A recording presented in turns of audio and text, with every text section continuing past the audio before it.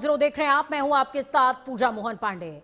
Ground news में हम बात करेंगे उन तमाम 4 अहम खबरों की जिनका जुड़ाव आपसे है, जिन खबरों से आपको बाखबर रहना चाहिए और वो तमाम खबरें जो देश का भविष्य तय करती है। तो 4 खबरें कौन सी होंगी टीवी स्क्रीन पर आपकी।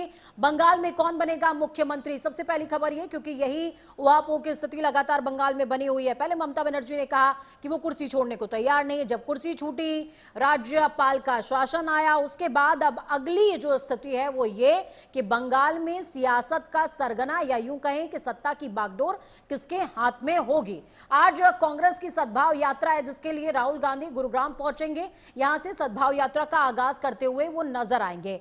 डॉक्टर या फिर फेक करेंसी का खिलाड़ी, इस पर बातचीत करेंगे। क्या कुछ है पूरी खबर, पूरी जानकारी आपको देंगे। छत्तीसगढ़ की युवतियां झारखंड में बंधक पाई गई हैं, क्या कुछ है पूरा मामला आपको सिलसिलेवार तरीके से समझाएंगे। सबसे पहली खबर बंगाल से। बंगाल जहां पर इस समय भगवा लहरा रहा है और ऐसे में बीजेपी की बड़ी जीत के बाद हिंसा का दौर बहुत लंबा चला। शुवेंदु अधिकारी के पीए का मर्डर होता है, वो गुत्थी अभी तक सुलझी नहीं है। ममता बनर्जी ने कुर्सी छोड़ने से इनकार कर दिया। वो गुत्थी जब सुलझी तो अब अगला सवाल है बंगाल किसके हाथ में सुरक्षित रहेगा। बड़ी अपडेट, बंगाल में आज विधायक दल की बैठक है। अमित शाह की मौजूदगी में मुख्यमंत्री चुना जाएगा। शुवेंदु अधिकारी का नाम सीएम की रेस में सबसे आगे चल रहा है। कल कोलकाता के ब्रिगेड परेड मैदान में शपथ ग्रहण समारोह होगा। रविंद्र जयंती पर बंगाल को नया सीएम मिलने वाला है। समारोह में पीएम नरेंद्र मोदी समेत 20 मुख्यमंत्री भी शामिल होंगे। ये बड़ी अपडेट आपको बता रहे हैं। पश्चिम बंगाल की सियासत से इस वक्त की ये बेहद बड़ी अपडेट है।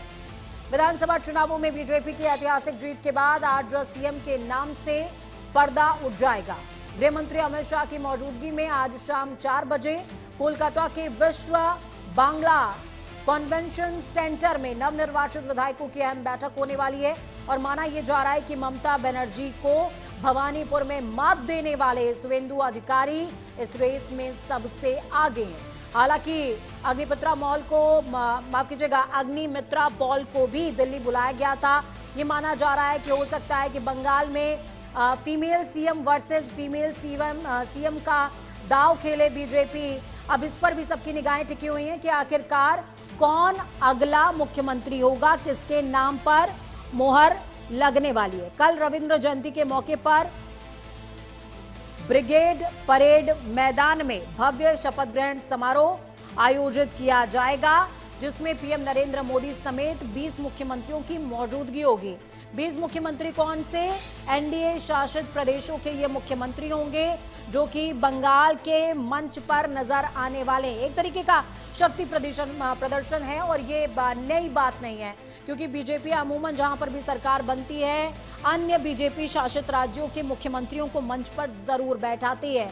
एक तरीके का तरीका होता है शक्ति प्रदर्शन का। मनीषा सहयोगी जुड़ गई हैं न्यूज रूम से सीधे हमारे साथ में लाइव। मनीषा, बड़ा मौका है बंगाल में बीजेपी के लिए और ऐसे में बड़ा दारोमदार भी दिल्ली में एक महिला सीएम देने के बाद क्या लगता है अग्निमित्रा पॉल या फिर शुवेंदु अधिकारी जिन्होंने ममता बनर्जी के खिलाफ डटकर लगातार लड़ाई लड़ी और भवानीपुर में उन्हें शिकस्त दी। देखिए पूजा, अगर मैं बात करूं अभी पश्चिम बंगाल के हालिया चुनाव की तो ऐसे में फीमेल जो मुद्दा रहा है वो सबसे बड़ा रहा है। फीमेल के आरक्षण का मुद्दा सबसे गरमाया हुआ है पूरे देश की राजनीति में भी। और ऐसे में ये देखना दिलचस्प होगा कि महिला पर भरोसा जताया जाएगा या फिर शुवेंदु अधिकारी जिन्होंने तमाम सीटों पर, या फिर हम यूं कह लें कि पश्चिम बंगाल की जो पूरी राजनीति है उन्होंने ही इस पर बीजेपी का किला जो है वो आगे बढ़ाया है और टीएमसी का जो किला है उसको ध्वस्त करने का काम किया है। क्योंकि अगर हम पीछे चुनाव की बात करें तो नंदीग्राम और भवानीपुर वो ऐसी महत्वपूर्ण सीटें हैं जहां पर ममता बनर्जी को शिकस्त मिली है। पिछले चुनाव या की बात करें, अगर 2021 की बात करें तो वहां नंदीग्राम सीट पर ममता बनर्जी को मुंह की खानी पड़ी। और अब इस बार की चुनाव की बात करें तो ममता बनर्जी ने नंदीग्राम से भवानीपुर का सफर किया, उन्होंने नंदीग्राम को छोड़ दिया। जी मनीषा, 2 तरह के सिनेरियो हैं। सबसे पहला सिनेरियो जिसकी हम चर्चा कर लें, अग्निमित्रा पॉल को दिल्ली बुलाया जाता है, अग्निमित्रा पॉल से बातचीत होती है तो ये भी हो सकता है, पॉसिबिलिटी बन सकती है कि एक सीएम एक डिप्टी सीएम, जैसे कि राजस्थान में चल रहा है। राजस्थान में दिया कुमारी जो हैं वो चलिए एक बार फिर से मनीषा से कनेक्ट करने की कोशिश करेंगे। शुभेंदु अधिकारी के नाम पर फिलहाल मोहर लगती हुई नजर आ रही है। अमित शाह जिस दौरान बंगाल पहुंचे उस दौरान उन्होंने शुभेंदु अधिकारी की पीठ थपथपाई है। अब ये पीठ थपथपाना क्या शुभेंदु अधिकारी के सिर का ताज बन जाएगा? देखिए, बीजेपी एक ऐसी पार्टी है जहां पर बहुत कुछ अनप्रिडिक्टेबल होता है, यानी कि आप कयास पहले से नहीं लगा सकते और आप जो कयास लगाएंगे वो कयास धराशायी हो जाएंगे, यानी कि उन कयासों से अलग कोई ऐसा गणित उभर कर सामने आएगा जो आपको चौंका सकता है। तो ऐसे में किसके सितारे बुलंदी पर हैं, अग्निमित्रा पॉल या फिर शुभेंदु अधिकारी, जिन्होंने ममता बनर्जी को बड़ी शिकस्त दी और लगातार बंगाल में बीजेपी को ब्रिक बाय ब्रिक स्थापित करने का काम किया है और साथ में नस्तनाबूद करने का काम किया है टीएमसी के गढ़ को भी। मनीषा, आपके पास वापस लौटूंगी, सवाल मैं रिपीट कर रही हूं। मनीषा, देखिए, हमें दो सिनेरियोज को ध्यान में रखना होगा। हम सभी जानते हैं कि किस तरीके से अग्निमित्रा पॉल को दिल्ली बुलाया गया।